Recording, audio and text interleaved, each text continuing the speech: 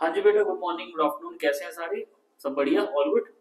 तो बेटा लास्ट हमने एडमिशन ऑफ अ पार्टनर खत्म करा। उसमें क्या क्या पढ़ा था हमने? हमने पढ़ा था new profit sharing ratio. Then उसके बाद ट्रीटमेंट ऑफ गुडविल, 5 केसेस पढ़े थे। देन उसके बाद revaluation, partners capital and balance sheet पढ़ा था। और उसके बाद मैंने लास्ट लेक्चर लिया था आपका adjustment of a capital. Okay. So आज हम करने वाले हैं नया चैप्टर स्टार्ट, जिसको हम बोलते हैं retirement of a partner. Retirement of a partner क्या होता है? ये रिटायरमेंट ऑफ अ पार्टनर, देखो जी, एडमिशन के टाइम पर क्या हुआ था कि एक नया पार्टनर था जो बिजनेस में एंटर किया और बिजनेस को कंटिन्यू किया था। उसने गुडविल और कैपिटल लेके आया था। वैसे ही जब फर्म में कोई पार्टनर बोले कि भाई मुझसे अब काम नहीं हो रहा और मैं अब बिजनेस को टाइम नहीं दे सकता, या मेरी उम्र हो गई, सो मेनी रीजंस काम नहीं करने के, या कोई डिस्प्यूट है, कुछ भी हो सकता है। उस केसेस में अगर कोई पार्टनर बिजनेस को छोड़कर जाना चाहता है, फर्म को छोड़ के जाना चाहता है, तो उसको बोलते हैं रिटायरमेंट ऑफ अ पार्टनर। वैसे इन्होंने जो बुक के अकॉर्डिंगली बोला है कि जो पार्टनर है वो किन केसेस में रिटायर हो सकता है। A partner may retire from the firm. पहला केस है if there is an agreement, there is an agreement. अगर तो कोई एग्रीमेंट था फ्रॉम द फर्म कि भाई इतनी देर के लिए आप बिजनेस में आओ, हमारे बिजनेस में काम करो, जब आपका प्रॉफिट पूरा हो जाएगा, आपने जितनी कैपिटल लगाई है उसके ऊपर रिटर्न्स आपको मिल जाएंगे, तब आप बिजनेस छोड़ के चले जाओ। ठीक है। दूसरा इसमें बताया उन्होंने कि अगर पार्टनरशिप डीड नहीं है,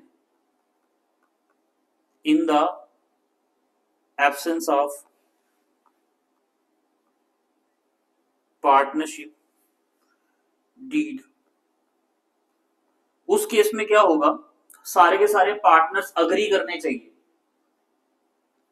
ठीक है। All partners agreed to retirement of a partner. Retirement of a partner. ठीक है। अगर डीड है तो ठीक है, नहीं है तो फिर वो सभी पार्टनर अग्री करेंगे तभी रिटायरमेंट होगी। क्लियर। एंड थर्ड केस है अपनी विल से। If the partnership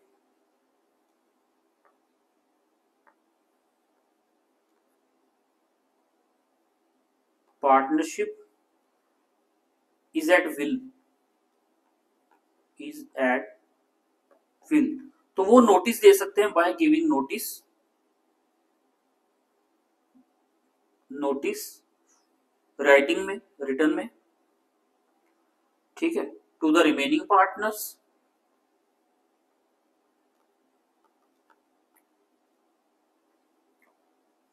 of his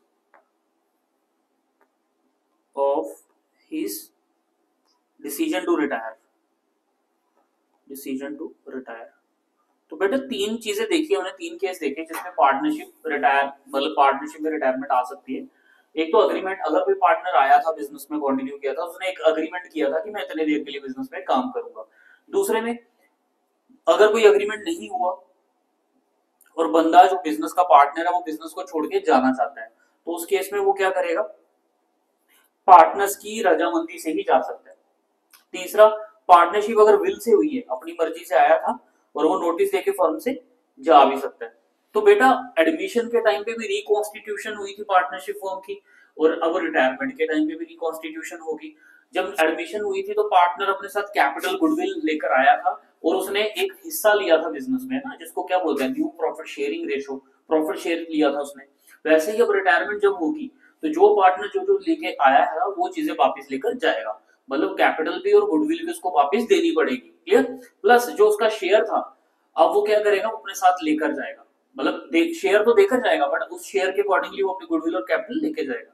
like अब जैसे फॉर एग्जांपल कबीर, राम और कृष्णा तीन पार्टनर थे। ठीक है। उनकी रेशो थी 3:1:1।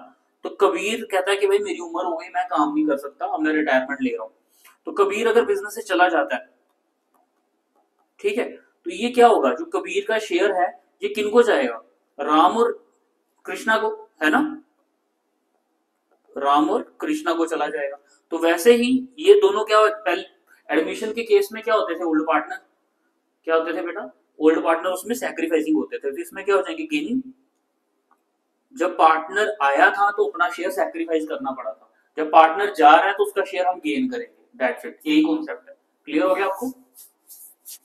तो बेटा आज हम, अच्छा, उस केस में भी हमने न्यू प्रॉफिट शेयरिंग रेशो निकाली थी। अब ऑब्वियस सी बात है, अगर कबीर चला गया तो पीछे कौन बचेगा, Ram and Krishna.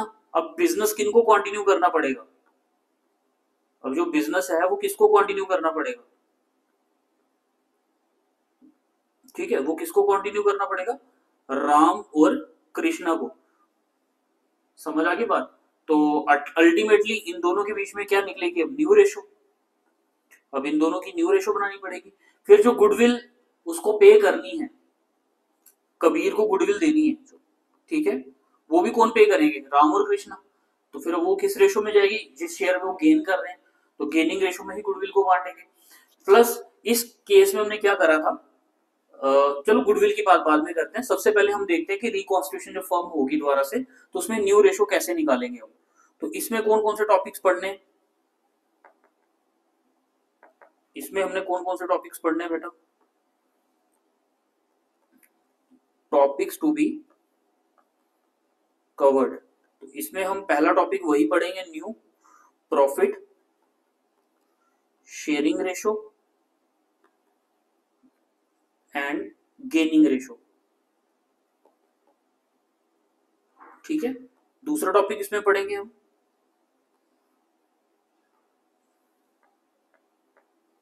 Treatment of goodwill.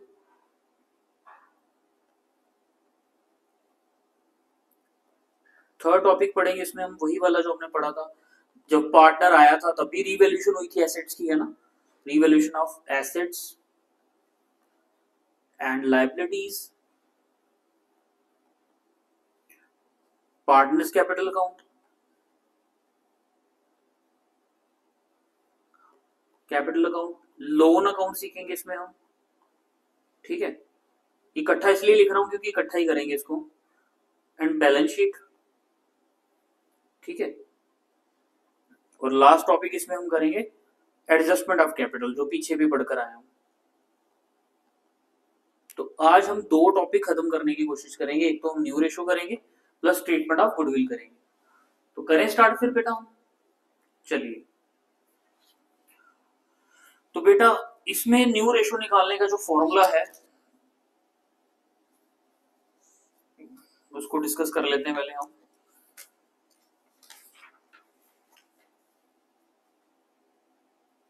हाँ, जब हम एडमिशन कर रहे थे तो उसमें न्यू रेशो निकालने का फॉर्मूला क्या था बेटा, चलो वो छोड़ो, सैक्रिफाइसिंग रेशो निकालने का फॉर्मूला क्या था, ओल्ड माइनस न्यू, ठीक है।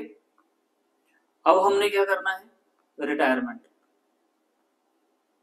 तो इसमें गेनिंग निकालनी है हमने, गेनिंग रेशो, तो क्या होगा इसका formula, new minus old, clear, new minus old हो जाएगा। वैसे ही वाइस वर्सा कर लेते हैं, इसमें न्यू रेशो कैसे निकलती थी हमारी, ओल्ड माइनस सैक्रिफाइसिंग। अब इसमें हमारा न्यू रेशो कैसे निकलेगी,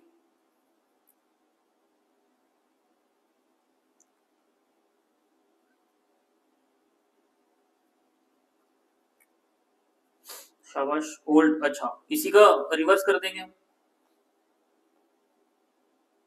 गेनिंग प्लस ओल्ड, ठीक है, गेनिंग प्लस ओल्ड,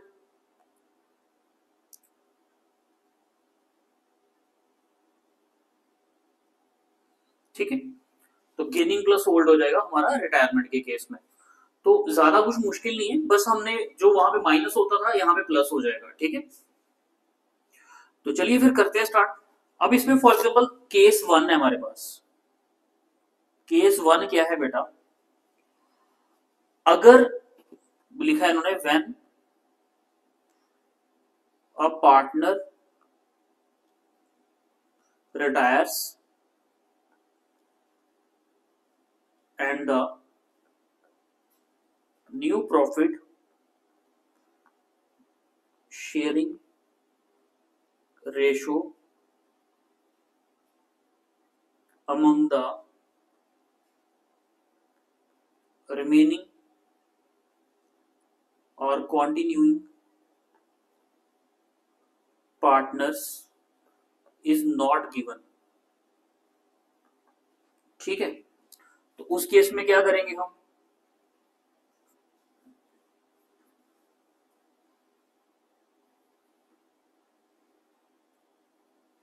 एग्जाम्पल के लिए, ठीक है, हम बुक से एग्जाम्पल नहीं लेंगे, मैं अपने से लेता हूं। फॉर एग्जाम्पल यहाँ पे हमारे पास 3 पार्टनर हैं, कबीर, राम, कृष्णा। ठीक है, 3:1:1, 3/4, 1/4, 1/4, यही है। कबीर रिटायर हो जाता है, अगर कबीर रिटायर्स तो क्या रेशो थी इनकी, 3/4। तो जो न्यू रेशो रहेगी राम एंड कृष्णा के बीच में, वो क्या रहेगी हमारी, 1:1, 1:1। अगर फॉर एग्जांपल कृष्णा रिटायर हो जाता है केस 2 में, कृष्णा रिटायर 1/4, तो फिर कबीर और राम में शेयर क्या रहेगा हमारा, 3:1। समझ आ गई बात। कहने का मतलब ये है कि जब पार्टनर रिटायर हो जाए और new profit sharing ratio among the remaining और continue partner is not given, given नहीं है, तो हम क्या करेंगे, जो हमारी ओल्ड रेशो रहेगी वही, जब पार्टनर चला जाएगा उसका शेयर चला गया, पीछे जो बचेगा वही रेशो रहेगी। ठीक है, समझ आ गई बात। अब केस 2 एग्जांपल के लिए ले लेते हैं हम। केस 2, व्हेन द रिमेनिंग और continuing partners take profit share of the retiring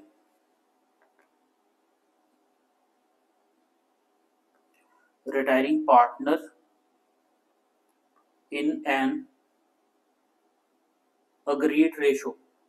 तो कोई अग्रीड रेशो दी गई है जिसमें मतलब कोई पार्टनर जा रहा है, वो कह रहा है कि सरेंडर शेयर मेरा, दोनों में बटेगा बराबर। तो उस केस में क्या करेंगे हम कि उस शेयर को मल्टीप्लाई करके उसके खाते में प्लस कर देंगे गेनिंग शेयर।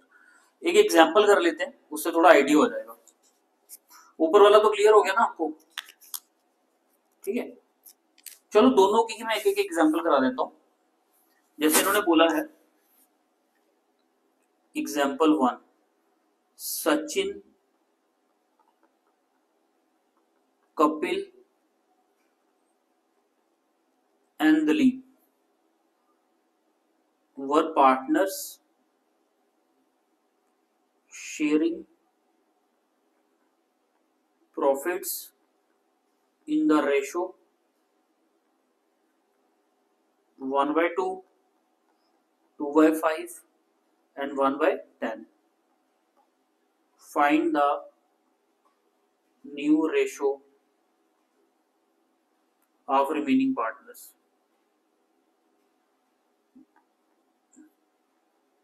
ठीक है, तो पहले तो सबसे पहले देखो रेशो क्या है, सचिन, कपिल, दिलीप, 1/2, 2/5, 1/10। तो डिनोमिनेटर पहले सेम कर ले सबका, सबसे बड़ा डिनोमिनेटर 10 है, तो 5/5, 2/2, तो ये हो गया 5/10, 4/10 और 1/10। ठीक है, अब इन्होंने बोला है सचिन रिटायर्स, सचिन को रिटायर कर दो। ठीक है, सचिन को मैंने कर दिया यहां से रिटायर, तो पीछे जो रेशो बची कपिल और दिलीप की, वो क्या बची, 4:1, दो जी, यही आंसर है इसका। बस पहले केस में यही था कि जब जो ओल्ड रेशो बचेगी हमारी पार्टनर की, वही उनकी न्यू रेशो बन जाएगी। ठीक है, अगर कोई पार्टनर चला जाता है। ठीक है, तो इसमें गेनिंग शेयर वाला कॉन्सेप्ट नहीं था। अब हम करेंगे एग्जाम्पल 2। एग्जाम्पल 2 में इन्होंने बोला है,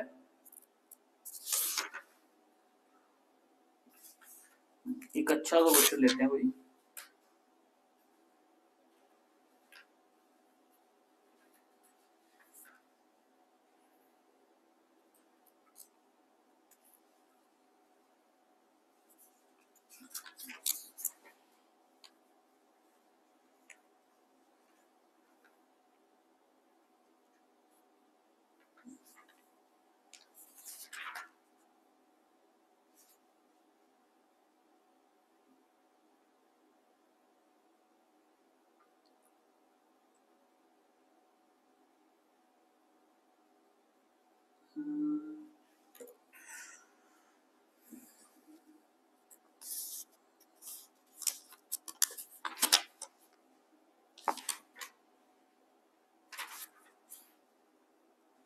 थोड़ा अच्छा क्वेश्चन देख रहा हूँ।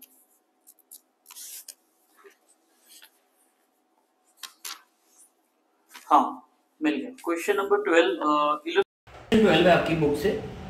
इसमें क्वेश्चन है और इसके बाद आपका बेटा ये क्वेश्चन के बाद एक 13 क्वेश्चन है वो भी सिमिलर है, और इस क्वेश्चन के बाद आपका फिर ट्रीटमेंट ऑफ गुडविल वाला टॉपिक स्टार्ट हो जाता है। लास्ट क्वेश्चन ही ले लिया, इसको करने के बाद आपका क्लियर हो जाएगा। आकाश, जोगेश and Bhavesh were partners sharing profit and losses in the ratio of 4:3:1। इसमें बोला उन्होंने योगेश जो है वो रिटायर हो गया, Yogesh retires and gaining ratio between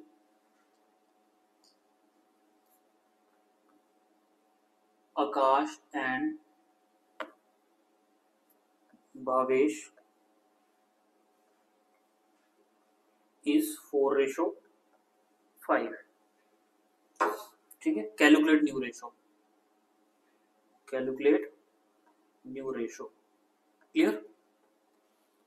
तो ये क्वेश्चन करने के बाद फिर मैं आपको नेक्स्ट लेक्चर में ही ट्रीटमेंट ऑफ गुडविल करवा पाऊंगा, क्योंकि अभी थोड़ा सा टाइम का दिक्कत है। तो कोई नहीं, पहले इसको कंप्लीट कर लेते हैं।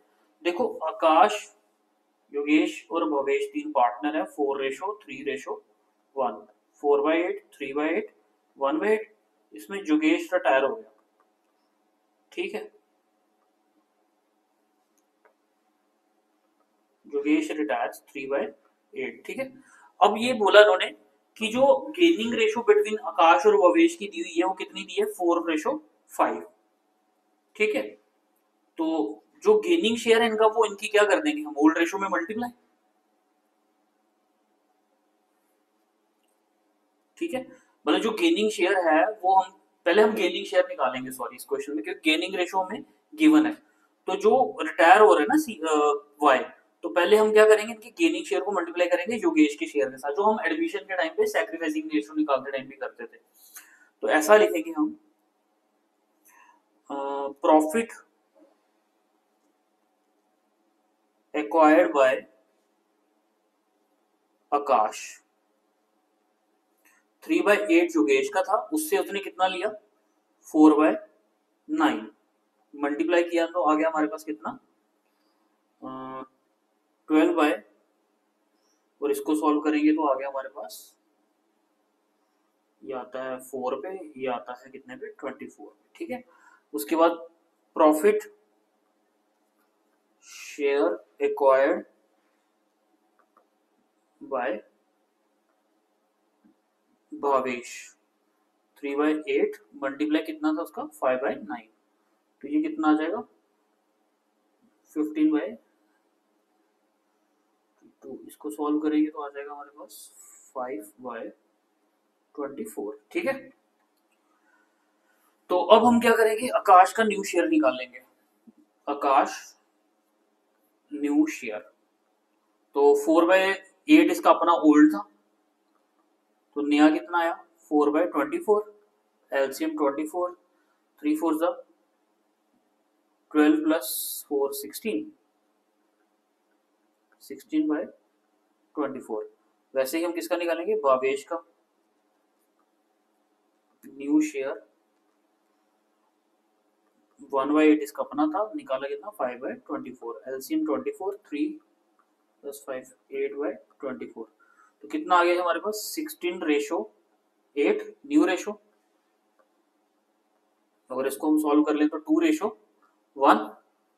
हाँ ठीक है, तो ये हमारा था न्यू रेशो निकालने का फॉर्मूला। फर्क इतना ही, यहाँ पे जब हम मल्टीप्लाई करते थे एडमिशन के टाइम पर, फिर न्यू रेशो निकालते टाइम यहाँ पे क्या कर लेते थे, माइनस। अब यहाँ पे क्या होगा, प्लस। बाकी कुछ मुश्किल नहीं है।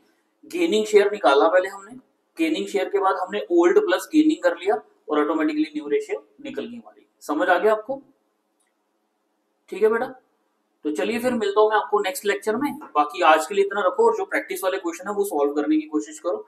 नहीं समझ आता, नहीं कोई डाउट है तो ठीक है, डाउट है तो कमेंट सेक्शन में बताओ मुझे क्या डाउट है, फिर हम क्वेरी सॉल्व करेंगे आपकी। चलो मिलता हूँ नेक्स्ट वीडियो में।